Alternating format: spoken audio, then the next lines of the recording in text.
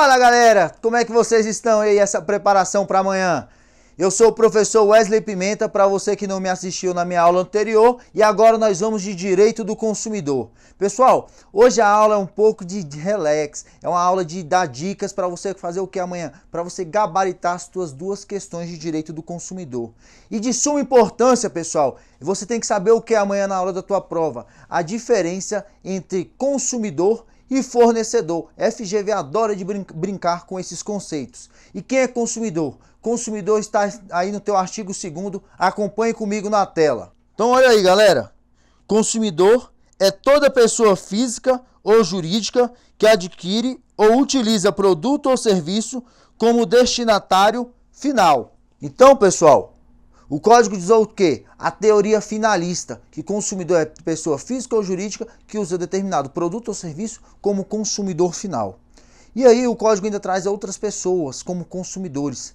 Quem são elas? São os consumidores por equiparação, que está previsto lá no parágrafo único do teu artigo 2º, no artigo 17 e no artigo 29 também do seu Código de Defesa do Consumidor. Consumidor não é só aquela pessoa que vai adquirir o produto, possa ser também uma pessoa que vai utilizar daquele produto ou que ainda não utilize e seja atingido, seja prejudicado por conta de uma relação de consumo. Já foi recorrente, aconteceu num exame recente de exame de ordem, uma questão que falava o seguinte, que uma condômina ajuizava uma demanda em face de uma prestadora de serviços do elevador porque não entregou o quê? No prazo determinado, onde que a prestação de serviço havia sido contratada por quem? Pelo condomínio. E essa condômina ela tinha legitimidade para ajuizar uma ação, porquanto ela era o quê? Ela era uma consumidora por equiparação. Ela iria utilizar-se da coisa. Um outro exemplo clássico que hoje infelizmente nós damos nas nossas aulas é o quê? São aquelas pessoas daqueles prédios que foram atingidos pelo voo, que quando foi pousar no aeroporto de São Paulo, colidiu e tratando o quê? Ferindo algumas outras pessoas. Então aquelas vítimas que não estavam dentro do voo são consumidores por equiparação. Tá ok? E o STJ? O STJ diz o que, professor? O STJ traz que o consumidor ele é uma pessoa vulnerável na relação contratual. É aquela pessoa que é o que? A hipossuficiente. Então, quando a pessoa física ou jurídica for a consumidora final, ele vai ser o consumidor. Pessoa jurídica pode ser consumidora? Pode, desde que não utilize, não esteja comprando materiais de insumo, de matéria-prima, algo que ele não vá colocar novamente no mercado, seja aquele produto para o quê? Para o teu consumo da sua empresa, algo que termine quando a pessoa jurídica adquirir, que não seja matérias de meio, sim matérias fins naquela empresa. Tá bom até aí? Vamos seguindo, vamos falar agora quem é a pessoa do fornecedor. O fornecedor está esculpido no teu artigo 3º, é o conceito legal. Acompanhe na tela aí. Fornecedor é toda pessoa física ou jurídica, pública ou privada, nacional ou estrangeira, bem como os entes despersonalizados que desenvolvem atividades de produção, montagem, criação, construção, transformação, importação, exportação, distribuição ou comercialização de produtos ou prestação de serviços. Fornecedor é todo aquele que presta um serviço ou entrega algum produto. É aquela pessoa que utiliza dos serviços como meio de quê? Da subsistência, como forma de auferir lucros. É diferentemente da pessoa que vende um automóvel, eventualmente, você vendeu o teu automóvel eventualmente. Se a outra pessoa que você fez o contrato quiser lhe reaver algum dano, algo que veio com vício no produto que ela comprou no teu carro, ela não vai poder valer-se do Código de Defesa do Consumidor, porque você não é um fornecedor, você não equipara-se a fornecedor, foi somente uma relação de consumo, foi somente um momento de compra e venda, você não ofere lucros vendendo o carro, não é a tua renda. Então, para você ser fornecedor, você tem que oferir renda. Beleza até aí? Gente, temos a figura de quem? Do consumidor e a figura do fornecedor. Juntando tudo isso aqui, nós vamos ter o quê? A relação consumerista, a relação de consumidor. A relação consumerista, que vai ser o quê? Um consumidor com um fornecedor e o que vão ligar eles é um fornecimento de um produto ou de um serviço. O que FGV gosta de cobrar? Gosta de cobrar entendimentos jurisprudenciais. Quando há aplicação do Código de Defesa do Consumidor e quando não há aplicação do Código de Defesa do Consumidor. Veja, sempre que houver uma relação de consumo, vai prevalecer o Código de Defesa do Consumidor. O que eu quero que vocês fiquem atentos? Ei, acorda, fiquem atentos, olha só, presta atenção. A sua bagagem foi extraviada num voo internacional. Você pode utilizar-se, valer-se do Código de Defesa do Consumidor para poder reaver a indenização por perdas e danos da tua mala que foi extraviada naquela empresa, por aquela empresa internacional? Não, gente, não. O STF já decidiu que irá ser aplicado o Tratado de Varsóvia e por essa forma aplica-se o artigo 178 da Constituição Federal e assim ele se sobrepõe ao Código de Defesa do Consumidor. Então, em contratos que em relações com empresas aéreas de meios de voos internacionais, não aplica-se o Código de Defesa do Consumidor, tá ok? Quero que vocês tenham uma atenção especial também à súmula 297 do Código de Defesa do Consumidor, que vai trazer para a gente o quê? Que aplica-se às instituições financeiras o Código de Defesa do Consumidor. Acompanha comigo aí na tela aí a súmula literal do STJ. 297, na tela, por favor, editor. O Código de Defesa do Consumidor é aplicável às instituições financeiras. Então, pessoal, a prova, ela quer trazer amanhã se você sabe quando é aplicável o Código de Defesa do Consumidor e quando não é aplicável. E o 297 ele é um exemplo que é aplicável. Aplica-se também o Código de Defesa do Consumidor aos contratos de planos de saúde, mas com alguma ressalva agora, porque a súmula 469 do STJ ela foi cancelada e começou a valer a súmula 608. Acompanhe com a gente aí, súmula 608 do STJ. Olha aí. Aplica-se o Código de Defesa do Consumidor aos contratos de plano de saúde, salvo, olha o salvo que eu falei para vocês, os administrados por entidades de autogestão. Então, galerinha, amanhã a prova vai querer saber quando aplica-se e quando não aplica o Código de Defesa do Consumidor. Isso aí tem que estar claro na mente de vocês. Vocês têm que estar com essa sabedoria de quando você vai aplicar o Código de Defesa do Consumidor e quando você não vai aplicar. De suma importância também, pessoal, que vocês deem uma lida no artigo 6º do Código de Defesa do Consumidor, que vai trazer para a gente o quê? Os direitos básicos do consumidor.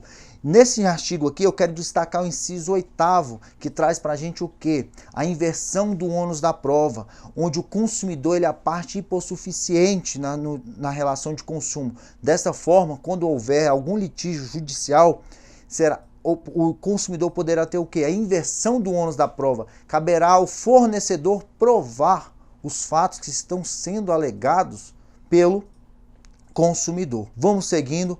Artigo 12 e artigo 14, de suma importância para a nossa prova, bem como 18 e o 20. O que ele quer falar para a gente? Vício e fato. O que é fato e o que é vício, professor? O fato vai ser quando atingir, pessoal, o consumidor. E o vício vai ser quando atingir o quê? O serviço ou produto. Suponhamos o seguinte, eu acabei de comprar um celular, aquele exemplo clássico do celular. Quando eu tiro o celular da caixa, que eu ligo ele, o celular explode e vem me causar danos estéticos, me causou prejuízo. Então aquele produto ele está o quê? Veio com fato. É um acidente de consumo que também pode ser chamado na sua prova, tá bom? E quando estivermos diante do vício, vai ser referente ao quê? É aquele celular que você acabou de comprar, você ligou ele, mas ele não funcionou, ele está com defeito, é um celular que não presta. Então, você terá direito de quê? O fornecedor terá o direito de quê? De 30 dias para sanar o vício. Se ele não sanar, depois de 30 dias, você como consumidor poderá ter o quê? Devolver a coisa com o abatimento do valor integral, ou ter outra de mesmo valor. Tranquilos até aí? Professor, e o comerciante? Quando que ele vai ser responsabilizado? Olha lá, artigo 13 na tela. Vamos saber agora a figura do comerciante. Quando que o comerciante vai ser responsabilizado? O comerciante é igualmente responsável nos termos do artigo anterior quando o fabricante, o construtor, o produtor ou importador não puderem ser identificados. O produto for fornecido sem identificação clara do seu fabricante, produtor, construtor ou importador. Ou quando o que, pessoal? O comerciante não conservar adequadamente os produtos perecíveis. Depois dê uma lida aí no parágrafo único. Então, pessoal, vocês devem levar para a prova o seguinte: o vício vai afetar o produto ou o serviço. O fato vai afetar a pessoa, vai afetar o consumidor, vai causar danos. Professor, qual é o prazo que eu vou ter para reclamar do vício ou do fato? Artigo 26 vai trazer para a gente as respostas dessa pergunta. Acompanha comigo aí na tela. Artigo 26, olha lá. O direito de reclamar pelos vícios aparentes ou de fácil constatação caduca ou seja, pessoal, o prazo aqui é o quê? Decadencial. Em 30 dias, tratando-se de fornecimento de serviço e de produto não duráveis. Ou 90 dias, tratando-se de fornecimento de serviço e produtos duráveis. Atentem-se lá ao parágrafo 3º. Tratando-se de vício oculto, o prazo decadencial inicia no momento em que ficar evidenciado o defeito.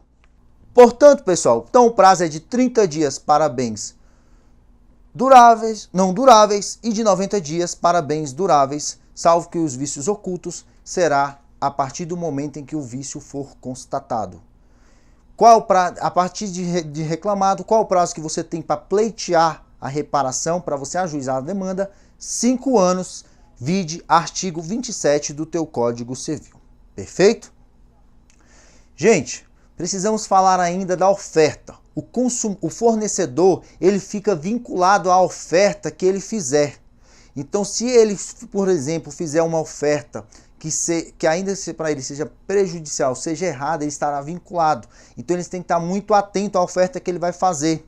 E a oferta ela tem que ser o quê? Ela tem que ser clara, ela tem que ser objetiva, tem que ser na língua portuguesa. Ainda falando de oferta, a gente vai falar o quê? De publicidade. Qual é a diferença entre publicidade enganosa e publicidade abusiva? Isso aí também pode ser cobrado na tua prova amanhã. Você tem que lembrar o seguinte, que publicidade enganosa é aquela que vai querer te levar o quê? Ao erro. É uma publicidade que vai estar omissa, que vai querer te enganar para você adquirir aquele produto. Já a publicidade abusiva, nós vamos estar diante de uma publicidade o quê? Que vai denegrir alguma classe, que possa ser homofóbica, que possa ser racista, que incite a violência. Isso são publicidades abusivas. Ok até aí? Lembre-se, artigo 39, vamos lá, vamos falar do 39 agora. Olha aí o que tem o artigo 39 na tela. O artigo 39 vai trazer para a gente, pessoal, as práticas abusivas do fornecedor. O que o fornecedor não pode trazer para a gente? Nessas práticas abusivas, quero destacar para vocês o quê? O inciso 1º, dê uma atenção para ele, que vai tratar-se o quê? Da venda casada, tá bom? Vejam também o inciso 3º, olha lá, enviar ou entregar ao consumidor, sem solicitação prévia, qualquer produto ou fornecer qualquer serviço. Olha aí, perceberam esse inciso 3º? Esse inciso 3º, ele quer fazer o seguinte, pessoal. Fornecedor não pode enviar brindes, não pode enviar amostras grátis para você, não pode enviar serviços, produtos sem você ter solicitado. Isso daí já foi questão de exame de ordem. Súmula 532 do STJ vai trazer para a gente o seguinte: o envio de cartões de créditos por instituições bancárias ao consumidor sem prévia autorização configura-se o quê? Dano moral. E esse dano moral é in re ipsa, pessoal. Então, se você recebeu um cartão de crédito sem prévia solicitação, você pode ajuizar uma demanda por a prática abusiva do fornecedor. Tá ok até aqui? Seguimos aqui, vamos finalizando aqui a nossa parte de consumidor, vamos falar aqui do artigo 42. O consumidor, gente, ele não pode ser cobrado de forma abusiva, de forma vexatória, de forma que denigre aquela imagem dele. Ele tem que ser mantido um tratamento cordial, uma educação quando for lhe ser cobrado. E se o consumidor vier a ser cobrado de algo que não lhe é devido e pagar, segundo o parágrafo único do artigo 42, será cabível a restituição em dobro do que ele pagou indevidamente. Vejam, só é cabível a restituição em dobro quando o consumidor pagar indevidamente o que lhe é cobrado. A última dica para amanhã, para a gente encerrar aqui a nossa matéria de direito do consumidor, uma alteração legislativa, uma lei que surgiu no final do ano passado, que trouxe o quê? Através de uma medida provisória, que o fornecedor ele pode cobrar por preços diferentes dependendo da forma de pagamento. Ou seja, o consumidor ele pode pagar mais barato se for pagar no dinheiro e o fornecedor tem o direito de quê? De cobrar um valor maior quando for vendas a prazo ou no cartão. Resumindo, o fornecedor tem direito de cobrar por preço diferente, dependendo da forma de pagamento. Tá ok até aqui? Pessoal, desejo a vocês de todo o Brasil amanhã muita calma e uma excelente prova e nos vemos na segunda fase. Boa prova a todos amanhã.